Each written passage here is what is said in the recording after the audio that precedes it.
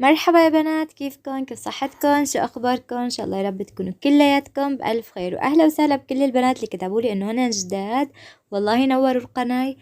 بس قبل ما نبلش بالفيديو يا بنات لا تنسوا تعملوا لي لايك وتشتركوا بالقناة. واليوم الفيديو فيه كتير شغلات، وفيه كمان رحت عند الدكتورة ورح طمنكن على البيبي وطمنكن عني كمان.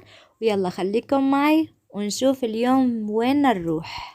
هلا اول شي اليوم انا فقت كتير بكير، تقريبا فقت الساعة 7 الصبح. كان عنا روحة نروح على مثل يعني نروح نحضر اندماج، هذا اسمه بتركيا خصوصي. يعني احنا اللهم بعنتاب عم يطلبوا مننا انه نروح نحضر شو اسمه هيك، هي مثل اندماج يعني بتفيدك للجنسية وبتفيدك لكتير شغلات.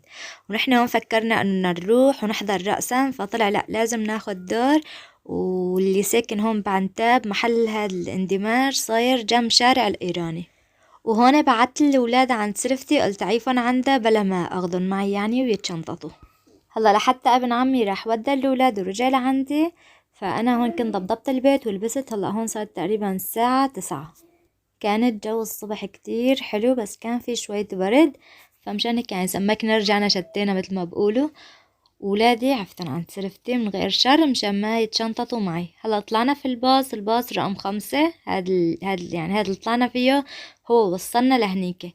عرفتوا وهي الشغلة الاندماج كتير ضرورية، خصوصا نحن عنا هون بتركيا. وهون بعد ما طلعنا قلت له لابن عمي يعني ما محرزة، طرقنا مشوار وجينا وما في، بس دخلنا اخذنا دور وقال يعني اعطونا غير موعد، قالوا لنا عشان تجوا. فقلت له يلا امشي نتمشى بشارع الايراني، هون كتير فيه شغلات.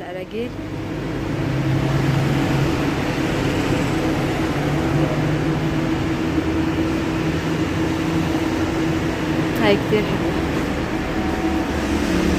هلا هاي منظرها مختلف ولا هاي؟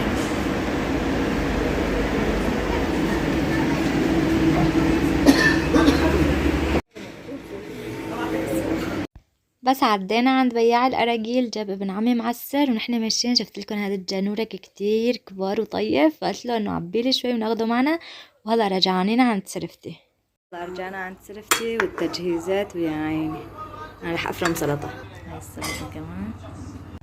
وبعد ما رجعنا من الاندماج اندمجنا كتير منيح والحمد لله صرنا تركيين. بعد ما قالوا لنا روحوا والله ما بصير تجوا حتى انه ناخد مواد مثل ما قلت لكم. فهون صرفتي جاب ابن جوزة جاب لنا شو اسمه اللهم صل على النبي، حمص وفلافل وفول. وانا هون فرمت السلطة وصرفتي انك عم تقلي بيض، وبنوتة عم بتجهز التجهيزات، وكلياتنا هيك سوينا احلى سفرة بتجنن.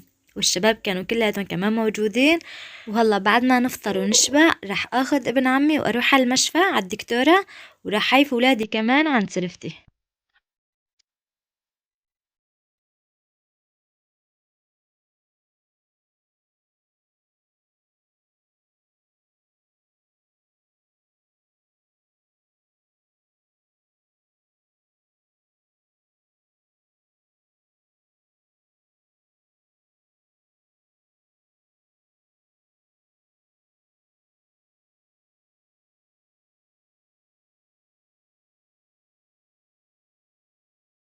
بعد ما شربنا قهوة نزلنا نروح على المشفى، واخدت معي يحيى لاني قلت اخطيشة ما يعذبن، لان هي كان كمان عندها سلفتي التانية. سمعت لكم انه الواحد وقت يروح على المشفى ويصور على الايكو انه ياكل له قطعة شوكولا، انه هيك البيبي بيتحرك كتير. فمشان هيك قلت لا رح اكل لي قطعة شوكولا قبل ما اوصل على المشفى. ورحنا بتاكسي لاني كانت المشفى بعيدة شوي علينا. هون بعد ما وصلت اخدت دور وقعدت استنى لاني كان قدامي في تنتين وعم بستناهم مشان انه انا ادخل. انا واقفة عند دكتورة اسمها دكتورة نجلاء. وهلا واخيرا صار دوري والحمد لله دخلت، وما شاء الله قالت لي البيبي كتير حجمه كويس وكتير انه صحته كويسة كمان. بس ما قالت لي شو معي، قالت لي بعد 10 ايام انه باكد لك شو معك، ما رح اقلك هلا. وبس قالت لي انه ناقصة مية الولد، انه لازم كتر ميات عشان ما اضطر انه علق سيرومات. وهلا قالت لي انه انا صرت بالحمل 14 اسبوع. الله يكمل لي على خير يا بنات، وانتو الله يقومكم بالسلامة.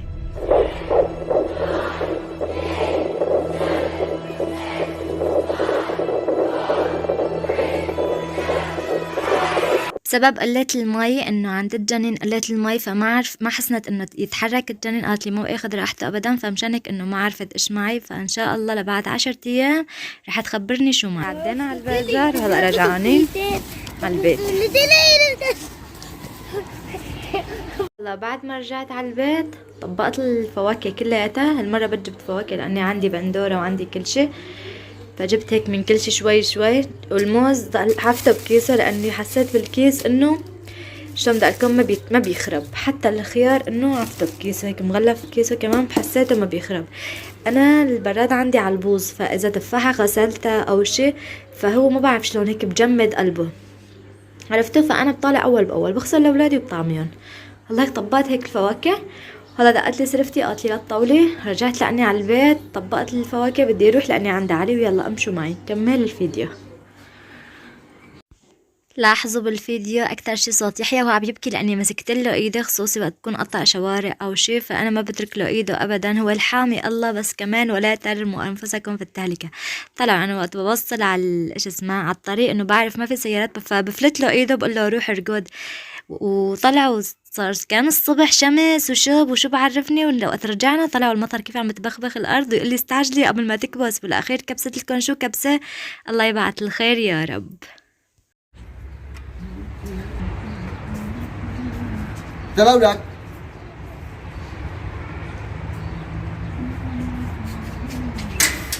تعال تعال. ولقيت لكم سرفتي محتفلة في المطبخ. قلت لها شو عم تعملي؟ قال عم تعمل قوارب الكوسة. هون فتحت الكوسة بالنص وحفرت قلبهم كلياتهم، طلعت منهم اللب، بعدين حشتهم بصلة ولحمة وفليفلة هذا حمرا، وبعدين حطيتهم بالفرن. وهون عم تطبخ محشي بعبه مسقعات الباذنجان اذا بتعرفوها. شو عملت؟ قاورت الباذنجان، طلعوا من تحت مقاورة الباذنجان، وحطيت له لحمة ورز وحشيته مثل المحشي، وصفصفته كله من تحت. والمرقة تبعيته بعد ما بتخيل المسقعة بتستوي بتكتها هيك على وجهه. طلعوا الصحن يعني عشان انه عازل عن الباذنجان، بتكتها على وجهه انه بتعطيها نكهة، عرفتوا.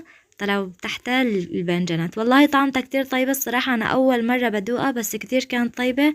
وهي القوارب بعد ما استوت اللحمة حطيت لها فليفلة خضراء وشو اسمها كمان وبندورة. هون القبيوات حطيتهم كمان بالفرن، وحطيت لهم نقطة زيت. فيكن انه تحطوهم بالفرن يتأمروا بالفرن اسهل من انكم تقلوهم قلي، خصوصي اذا كمية كتيرة. وهدول سلقتهم سلق طيب اخذهم. قال شو؟ قال انا ما عملت يبرق. قلت انه كل العالم عامله يبرق، فسلايفي كلهم عملوا قبيوات، انه انا وياهم عاملين كلياتنا نفس الشيء قبيوات. بس هون صرفتي عامله مسقعات الباذنجان ومحشي هيك بعبوا مسقعات الباذنجان. هون القبيوات هاد كلها تتأمر وكان كتير طيب. وهدول القوارب الكوسة كمان قال لي ابن عمي كتير حبهم وطيبين. وعملت رز كمان للولاد، الولاد أكتر شي أكلوا رز وسلطة. ويسلم ايديها والله يرزقن يا رب، وان شاء الله صحة والف هنا على قلبهم كلهم. لا واذا لساتكم معي لهون يا بنات لا تنسوا تعملوا لي لايك وتشتركوا بالقناة وتفعلوا زر الجرس. ولهون حبايبكم وصلنا لاخر الفيديو، ان شاء الله يا رب يكون عجبكم.